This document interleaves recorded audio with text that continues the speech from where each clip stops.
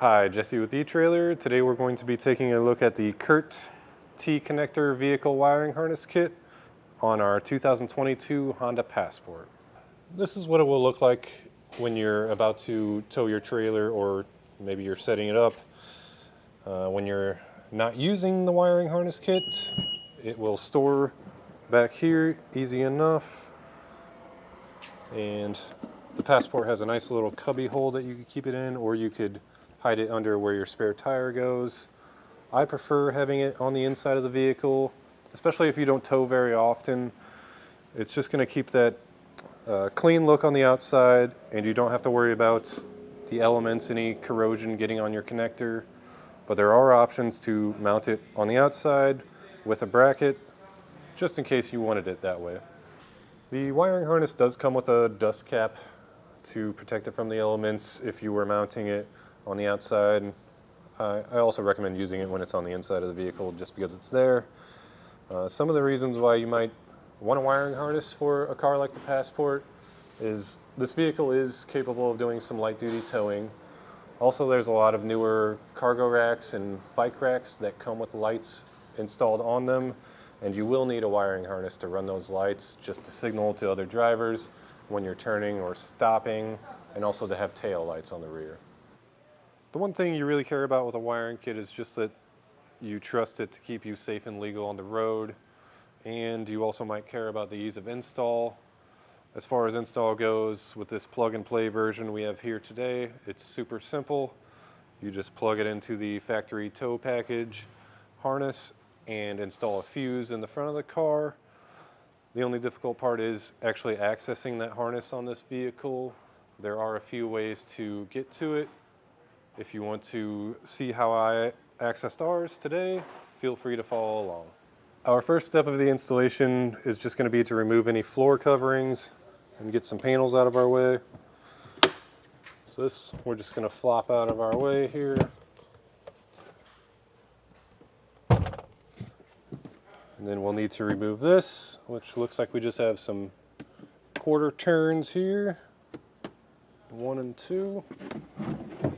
And then this will lift out, and we'll set that aside. We need to remove this scuff panel here. This is just held in by clips. It should just kind of lift up on us. So just kind of go from one side to the other, work your way down.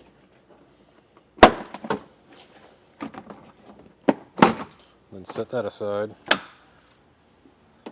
So at this point, the instructions will tell you to pop this little cargo clip up and then get something under here and pop this panel up. Then there's a Phillips bolt down there. We've had issues in the past where we ended up stripping that bolt out. We couldn't get it out. And then a way that we found to get around that is just to pop this panel up here, which you should be able to reach under here, kind of pop that tab. It should slide out. And our wiring harness is actually right here behind this power outlet. So you can reach up here. Usually it's going to be taped up, so you might need to get a razor blade up in there. Just kind of feel around. You'll feel a little loop in the wiring. They just loop it up and tape it to get rid of some of the slack. So as long as that's off of there, you should be able to pull your plug down, and this is what we're going to be plugging our harness into. We're ready to go ahead and plug our connectors together with just that big white plug in your kit. And then we can find a good resting place for our black box here. Just find a place where it's going to fit in. And then I think I'll zip tie it to this wire here, and just make sure that you still have room for that little tote that we took out earlier. So at this point, we're ready to attach our ground. You could use the supplied self-tapper, but I found a nice bolt here. It's attached to metal. That should be a nice solid ground. So it's a 10 millimeter. Just take that bolt off. Then we'll slide our ring terminal under it and then tighten the bolt back down. Now we're ready to reinstall our ground with our ring terminal and bolts. I am going to add a washer underneath this just to make a nice flat surface for the ground. You could probably go without it. I'd just like to err on the side of caution. I got that threaded in, I'll tighten that down.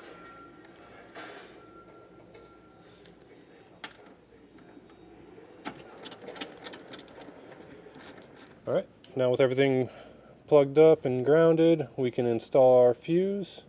It just goes on this little fuse holder that's part of the wire harness.